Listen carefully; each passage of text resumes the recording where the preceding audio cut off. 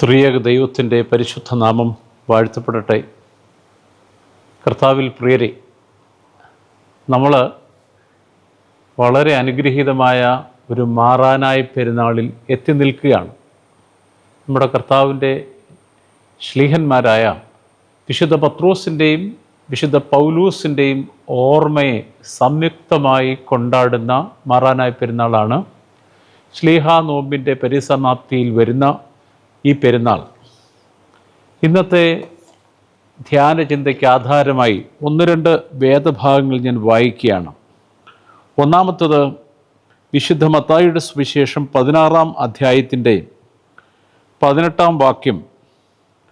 നീ പത്രോസാകുന്നു, ഈ പാറമേൽ ഞാൻ എൻ്റെ സഭയെ പണിയും, പാതാള ഗോപുരങ്ങൾ അതിനെ ജയിക്കുകയില്ല എന്ന് ഞാൻ നിന്നോട് പറയുന്നു. സ്വർഗരാജ്യത്തിൻ്റെ താക്കോൽ ഞാൻ നിനക്ക് തരുന്നു. ഇതാണ് ഒന്നാമത്തെ ഭാഗം. രണ്ടാമത്തെ ഭാഗം ഫിലിപ്പിയ ലേഖനം 3-ാം അധ്യായത്തിൻ്റെ 4-ാം വാക്യം മുതൽ. മറ്റാർക്കാനും ജഡത്തിൽ ആശ്രയിക്കാമെന്ന് തോന്നിയാൽ എനിക്ക് അധികം. 8-ാം നാളിൽ പരിച്ഛേദനയേറ്റവൻ, ഇസ്രായേൽ ജാതിക്കാരൻ, ബെന്യാമിൻ ഗോത്രക്കാരൻ, എബ്രായരിൽ നിന്ന് ജനിച്ച എബ്രായൻ, ന്യായപ്രമാണം സംബന്ധിച്ച് പരീശൻ, ശുഷ്കാന്തി സംബന്ധിച്ച് സഭയെ ഉപദ്രവിച്ചവൻ, ന്യായപ്രമാണത്തിലെ നീതി സംബന്ധിച്ച് അനിന്യൻ, എങ്കിലും എനിക്ക് ലാഭമായിരുന്നതൊക്കെയും ഞാൻ ക്രിസ്തു നിമിത്തം ഛേദം എന്ന് എണ്ണിയിരിക്കുന്നു. വിശുദ്ധ വേദപുസ്തകത്തിൽ നമ്മുടെ ഇന്നത്തെ ചിന്താ വിഷയങ്ങളായ രണ്ട് പ്രധാനപ്പെട്ട ശ്ലീഹന്മാരുടെ കാര്യങ്ങൾ വളരെ ഭംഗിയായി രേഖപ്പെടുത്തിയിരിക്കുന്ന ഭാഗങ്ങളാണിത്. വിശുദ്ധ പത്രോസിനെ പറ്റിയും പൗലൂസിനെ പറ്റിയും. ഈ രണ്ട് ശ്ലീഹന്മാരുടെ ഓർമ്മ നമ്മൾ കൊണ്ടാടുമ്പോൾ ആദിമ സഭ മുതൽ ഇങ്ങോട്ട് നിലനിൽക്കുന്ന ഈ ശ്ലീഹന്മാരെ പറ്റിയുള്ള ചിത്രീകരണങ്ങൾ നമ്മെ ചിന്തിപ്പിക്കേണ്ടതാണ്.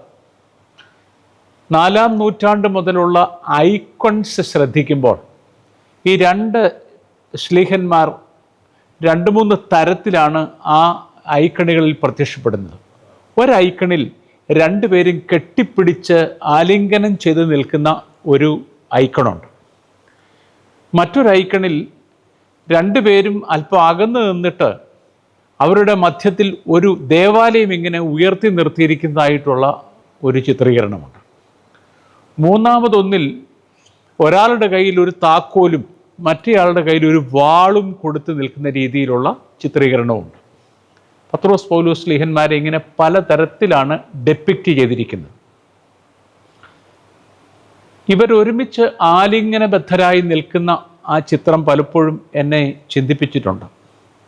കാരണം ഇവർ രണ്ടുപേരും വളരെ വിഭിന്നമായ പശ്ചാത്തലങ്ങളിൽ നിന്ന് വരുന്ന ഭിന്ന ധ്രുവങ്ങളിൽ നിൽക്കുന്ന, കുടുംബ പശ്ചാത്തലം അനുസരിച്ചാണെങ്കിലും അവരുടെ ജീവിതത്തിൻ്റെ മറ്റ് ക്രമങ്ങളനുസരിച്ചാണെങ്കിലും വളരെ വ്യത്യസ്തരാണ്.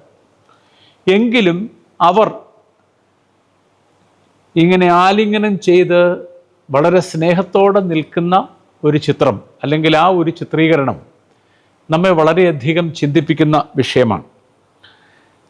ഈ രണ്ട് അപ്പോസ്തലന്മാർ, വിശുദ്ധ പത്രോസും വിശുദ്ധ പൗലൂസും, സഭയിലെ 2 തരം വിചാരധാരകളെ, 2 തരം ദൈവശാസ്ത്ര വഴികളെ കാണിക്കുന്ന അല്ലെങ്കിൽ സൂചിപ്പിക്കുന്ന പ്രതിനിധികളാണ്.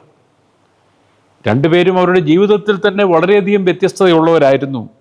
വിശുദ്ധ പത്രോസ് ശ്ലീഹ ബെത്സയിദ എന്ന ഒരു നദിക്കരയിലെ ഒരു മുക്കുവനായിരുന്നു.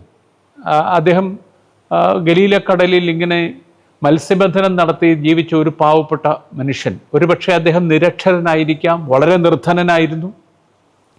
ബെത്സയിദക്കാരനാണ്, മുക്കുവനാണ്, പിന്നെ വേണ്ടത്ര ലോകപരിചയമില്ല, നമ്മുടെ ഭാഷയിൽ പറഞ്ഞാൽ വേണ്ടത്ര സംസ്കാരമില്ലാത്തവനാണ്.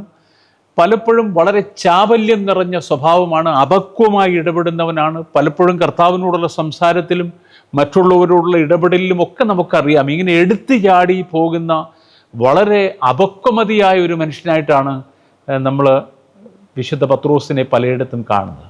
എന്നാൽ വിശുദ്ധ പൗലൂസിലേക്ക് വരുമ്പോൾ ചിത്രം വളരെ വ്യത്യസ്തമാണ്. അദ്ദേഹം ജനിച്ചു വളർന്നത് തന്നെ ഒരു അരിസ്റ്റോക്രാറ്റിക് ഫാമിലിയിലാണ്. അദ്ദേഹത്തിൻ്റെ പിതാവിനെ പറ്റി പറഞ്ഞ അദ്ദേഹം ഒരു വലിയ കപ്പലുടമസ്ഥനായിരുന്നു എന്നാണ്. ഒരു മൾട്ടി മില്യനെയറുടെ മകനാണ് ഈ വിശുദ്ധ പൗലൂസ്. അദ്ദേഹം എന്തൊക്കെ ആയിരുന്നു എന്നുള്ളത് ഇപ്പോൾ വായിച്ച ഈ ഫിലിപ്പ് ലേഖനം 3-ാം അധ്യായത്തിലെ ഭാഗത്ത് വളരെ വ്യക്തമായിട്ട് എഴുതുന്നു. അവൻ എബ്രായരിൽ നിന്ന് ജനിച്ച എബ്രായൻ, ബെന്യാമീൻ ഗോത്രക്കാരൻ, പരീശൻ, ന്യായപ്രമാണം സംബന്ധിച്ച് അനിന്യൻ എന്ന് വേണ്ട അദ്ദേഹത്തിന് ഇതിലൊക്കെ ഉപരി അദ്ദേഹം ഒരു റോമാ പൗരനായിരുന്നു. റോമാ പൗരൻ എന്ന് പറഞ്ഞാൽ ഇന്നത്തെ രീതിയിൽ പറഞ്ഞാൽ ഒരു അമേരിക്കൻ പൗരത്വമുള്ള ആ ഒരു ഗമയും ഗരിമയും ഒക്കെയാണ് അതിനുള്ളത്. കൂടാതെ അദ്ദേഹം വിജ്ഞാനത്തിൻ്റെ ഒരു പാരാവാരമായിരുന്നു. അക്കാലത്ത് അറിയപ്പെട്ടിരുന്ന വിശ്വഗുരുവായിരുന്ന ഗമാലിയേലിൻ്റെ പാദത്തിലിരുന്ന് പഠിച്ച് ഗ്രാജുവേറ്റ് ചെയ്ത ഒരു മനുഷ്യനാണ്. ഇന്നത്തെ ഭാഷയിൽ പറഞ്ഞാൽ ഹാർവാർഡിലോ ഓക്സ്ഫോർഡിലോ സ്റ്റാൻഫോർഡിലോ ഒക്കെ പഠിച്ച് അങ്ങനെ ഗ്രാജുവേറ്റ് ചെയ്യുന്ന ആ രീതിയിലുള്ള ഒരു മഹാമനുഷ്യനാണ് ഈ പൗലൂസ്.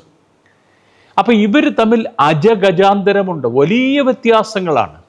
പക്ഷേ ഈ വ്യത്യാസങ്ങളുടെ എല്ലാം നടുവിലും ഈ രണ്ട് ശ്ലീഹന്മാരും ഒരുമിച്ച് നിൽക്കുന്ന, അവർ അന്യോന്യം ആലിംഗനബദ്ധരായി നിൽക്കുന്ന സഭയുടെ യൂണിറ്റിയെ കാണിക്കുന്ന മനോഹരമായ ഒരു ചിത്രീകരണമാണ് ഞാൻ പറഞ്ഞു വന്നത്.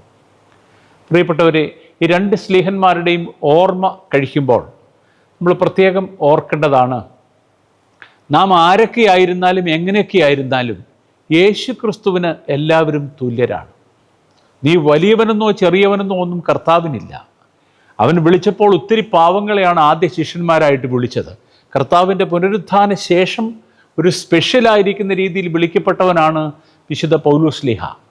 ഇങ്ങനെ അജ്ഞാനികളും വിജ്ഞാനികളും ഉന്നതന്മാരും ഒരു തരത്തിൽ പറഞ്ഞാൽ സമൂഹത്തിൽ ഒത്തിരി താഴേക്കിടയിലുള്ളവരും എല്ലാവരും കൂടെ സമ്മേളിക്കുന്ന ഒരു മെഡ്ലിയാണ് കർത്താവിൻ്റെ ശിഷ്യന്മാരുടെ ഗണം.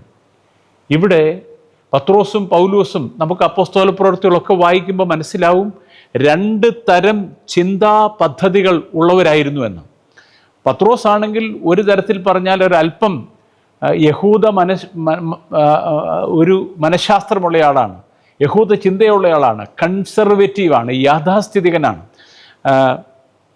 ക്രിസ്തീയ ലോകത്തിലേക്ക്, ക്രിസ്തീയ വിശ്വാസത്തിലേക്ക് ആളുകൾ വരുമ്പോൾ അവർ പരിച്ഛേദന ഏറ്റ് തന്നെ വരണമെന്ന് പറഞ്ഞ ഒരു യാഥാസ്ഥിതിക ചിന്തയുള്ളയാളാണ് പത്രോസ് ശ്ലീഹ. എന്നാൽ പൗലോസ് വന്നപ്പോഴത്തേക്ക് അദ്ദേഹം കുറെ കൂടെ ലിബറലാണ്. അദ്ദേഹം പറയുന്നു, ജാതികൾ സഭയിലേക്ക് ചേരുമ്പോൾ യഹൂദനായി തീരേണ്ട ആവശ്യമില്ല, സർക്കംസിഷൻ നടത്തേണ്ട ആവശ്യമൊന്നുമില്ല, അവർക്ക് നേരെ തന്നെ ക്രിസ്തീയ വിശ്വാസത്തിലേക്ക് നേരിട്ട് പ്രവേശിക്കാം എന്ന തരത്തിൽ രണ്ടുപേരും വിഭിന്ന ധ്രുവങ്ങളിൽ ചിന്തിക്കുന്നവരാണ്. ഞാൻ മുമ്പ് പറഞ്ഞ ഒത്തിരി വൈജാത്യങ്ങൾ ഇവർ തമ്മിലുണ്ട്. എങ്കിൽ പോലും ഇവർ സഭയിൽ വരുമ്പോൾ അവർ ചുംബനത്തോടെ, ആലിംഗനത്തോടെ നിൽക്കുന്നു എന്നുള്ളത് വളരെ പ്രധാനപ്പെട്ടൊരു കാര്യമാണ്. നമ്മൾ വിശുദ്ധ കുർബാനയിലേക്ക് പ്രവേശിക്കുമ്പോൾ അന്യോന്യം സ്ലോമോ നൽകിൻ എന്ന് പറയുന്നൊരു പാട്ടുണ്ട്. അവിടെ എന്താ ചെയ്യുന്നത്? എല്ലാവരും അങ്ങോട്ടും ഇങ്ങോട്ടും സമാധാനം കൊടുക്കുകയാണ്. അവിടെ നിൽക്കുന്ന ഏറ്റവും ദരിദ്രനും ഏറ്റവും വലിയവനും ഏറ്റവും ധനികനും അവർക്കും കിട്ടുന്ന ഒരേ സമാധാനമാണ്.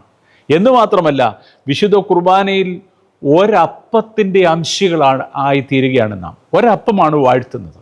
വിശുദ്ധ കുർബാനയ്ക്ക് ഉപയോഗിക്കുന്ന ഒറ്റ അപ്പമാണ്. ആ അപ്പത്തിൻ്റെ നുറുങ്ങുകളാണ് വലിയവനും ചെറിയവനും, അക്ഷരം അറിയാവുന്നവനും അറിയാത്തവനും, സമൂഹത്തിൽ മാന്യതയുള്ളവനും ഇല്ലാത്തവനും എല്ലാവരും ഭുജിക്കുന്നത്. അതുകൊണ്ട് പ്രിയപ്പെട്ടവരെ, നമുക്ക് ഈ സഭയിൽ അല്ലെങ്കിൽ നമ്മുടെ സമൂഹത്തിൽ ഈ ഒരു യൂണിറ്റിയാണ് ആവശ്യം. ഇപ്പോൾ എല്ലായിടത്തും എല്ലാവരും എല്ലാ തരത്തിലും സമന്മാരായി തീരണമെന്ന് നമുക്ക് പറയാൻ പറ്റുകയില്ല. ഈ പ്രകൃതിയിൽ തന്നെ ധാരാളം വിഭിന്ന സ്വരങ്ങളുണ്ട്, ഇല്ലേ? 7 സ്വരങ്ങളാണ് സംഗീതത്തിൻ്റെ അടിസ്ഥാനം, അല്ലേ? 7 നിറക്കൂട്ടെടുക്കുമ്പോൾ 7 നിറങ്ങളാണ്. അപ്പോൾ ഈ വ്യത്യാസങ്ങൾ ഈ പ്രകൃതിയുടെ അല്ലെ പ്രപഞ്ചത്തിൻ്റെ ഒരു സത്യമാണ്. പക്ഷെ വ്യത്യാസങ്ങൾ ഉള്ളത് കൊണ്ട് നാം വ്യത്യസ്തരായി ജീവിക്കണമെന്നല്ല, ഒരു യൂണിറ്റിയിലേക്ക്, ഈ പ്രപഞ്ചത്തിൻ്റെ ഒരു ഏകത്വമുണ്ട്, അല്ലേ? ഇവിടെ നാനാത്വം ഉള്ളതുപോലെ തന്നെ ഏകത്വവുമുണ്ട്. അത് നമ്മൾ മനസ്സിലാക്കണം. ഈ അപ്പോസ്തലന്മാർ, പ്രത്യേകിച്ചും പത്രോസ് പൗലോസ് ശ്ലീഹന്മാർ, അവർ സഭയുടെ തൂണുകൾ എന്നാ പറയുന്നു, the pillars of the church. 4-ാം തുബദേനിൽ അവരെ ഓർക്കുന്നുണ്ട്. 4-ാം ദൂതനിൽ പറയുന്നുണ്ട് ശ്ലീഹന്മാരിൽ പ്രമുഖന്മാരായ പത്രോസും പൗലൂസും എന്ന് പ്രത്യേകം പറയുന്നുണ്ട്. അതുകൊണ്ട് ആ ശ്ലീഹന്മാർ ഇത്രമാത്രം പശ്ചാത്തലങ്ങളിൽ വ്യത്യസ്തതയുള്ളവരാണെങ്കിൽ പോലും അവർ സഭയിൽ യൂണിറ്റിക്ക് വേണ്ടി നിന്നവരാണ് എന്നുള്ള കാര്യം മനസ്സിലാക്കിക്കൊണ്ട് ഈ പിതാക്കന്മാരുടെ, ഈ ശ്ലീഹന്മാരുടെ പെരുന്നാൾ നമുക്ക് ആഘോഷിക്കാം. സഭയിൽ യൂണിറ്റി ഉണ്ടാവട്ടെ, സമാധാനം ഉണ്ടാവട്ടെ. വഴി പിരിഞ്ഞു പോകുന്നതല്ല സഭയുടെ ആ രീതി. സഭയിലേക്ക് വന്ന് ഞാൻ മുമ്പ് പറഞ്ഞ പോലെ ഏത് വിഭിന്ന സ്വരങ്ങളെയും ഒന്നാക്കി തീർക്കുന്ന ആ അനുരഞ്ജനത്തിൻ്റെ ശുശ്രൂഷയാണ് നാം കണ്ടെത്തേണ്ടത്. പത്രോസ് പൗലോസ് ശ്ലീഹന്മാരെ ഓർക്കുന്ന ഈ ദിവസവും നമ്മുടെ സഭകളിലും നമ്മുടെ സമൂഹത്തിലുമൊക്കെ നിലനിൽക്കുന്ന വഴിപിരിച്ചിലുകൾ മാറുവാനും ഒരു ഏകതാളത്തിലേക്ക് സഭകൾ വരുവാനും നമുക്ക് പ്രാർത്ഥിക്കാം. ഈ പത്രോസ് പൗലോസ് ശ്ലീഹന്മാരുടെ ഓർമ്മ, ഈ മധ്യസ്ഥത നമുക്കെല്ലാവർക്കും കോട്ടയായിരിക്കട്ടെ എന്ന് പ്രാർത്ഥിച്ചുകൊണ്ടും അനുഗ്രഹീതമായ ഒരു പെരുന്നാൾ ആശംസിച്ചുകൊണ്ടും നിർത്തുന്നു. ദൈവം എല്ലാവരെയും അനുഗ്രഹിക്കട്ടെ.